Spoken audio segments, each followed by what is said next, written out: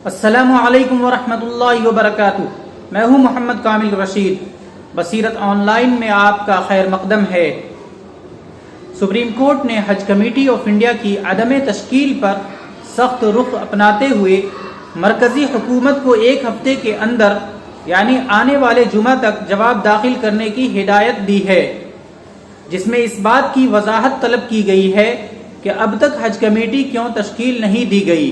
آج یہاں جاری ایک ریلیز کے مطابق اس سلسلے میں 27 مارچ 2023 کو چیف جسٹس کی سربراہی میں وزارت اقلیتی امور کو فیصلہ کے ذریعے یہ ہدایت جاری کی گئی تھی کہ 3 ماہ کے اندر دفعہ 4 اور دفعہ 17 کے تحت پوری حج کمیٹی کی تشکیل کر لی جائے۔ اب تک 6 ماہ گزر جانے کے بعد بھی مکمل کمیٹی کی تشکیل نہ ہونے پر حج کمیٹی آف انڈیا کے سابق ممبر حافظ نوشاد احمد اعظمی نے اکتوبر میں عدالت عظمیٰ میں توہین عدالت کا مقدمہ دائر کیا، جس کی سماعت آج chief justice D Y Chandrachud, J B Pardiwala اور جسٹس منوج مشرا کی بینچ پر ہوئی۔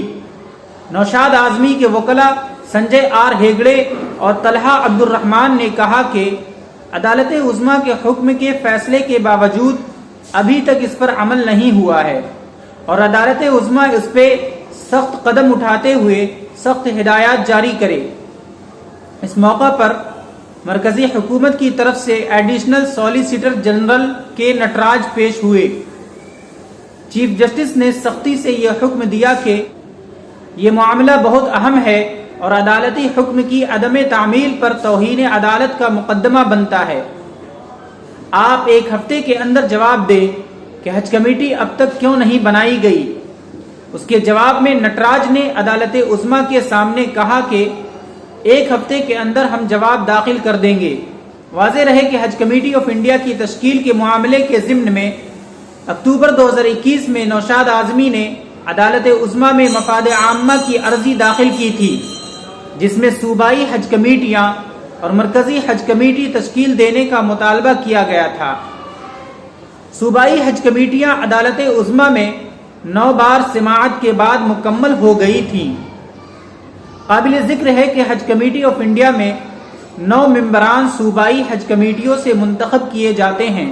عدالت عظمیٰ کی آج کی ہدایات پر حافظ نوشاد احمد اعظمی نے اپنے رد عمل میں کہا کہ عدالت عظمیٰ نے اہم معاملے میں سنجیدگی دکھائی ہے۔ ہمیں امید ہے کہ عدالت عظمیٰ کے ذریعے بہت جلد فیصلہ بھی ہوگا۔ انہوں نے کہا کہ یہ ادارہ اللہ کے مہمانوں کے سفر کے لیے بنا ہے اور اس ادارے کو ہمارے آباء و اجداد نے بہت محنت اور مشقت سے قائم کیا تھا اور آج وہ اپنے پیروں پر کھڑا ہے۔ اس ادارے کی حفاظت کے لیے ہم اپنے رفقا کی مدد اور دعاؤں سے زندگی کے آخری سانس تک ہر ممکن جدوجہد کرتے رہیں گے۔ فی الحال اس ویڈیو میں اتنا ہی۔ ویڈیو کو لائک کریں، دوستوں کے ساتھ شیئر کریں اور اس طرح کی اہم خبروں سے باخبر رہنے کے لیے بصیرت آن لائن کے اس یوٹیوب چینل کو سبسکرائب کرنا نہ بھولیں۔ شکریہ۔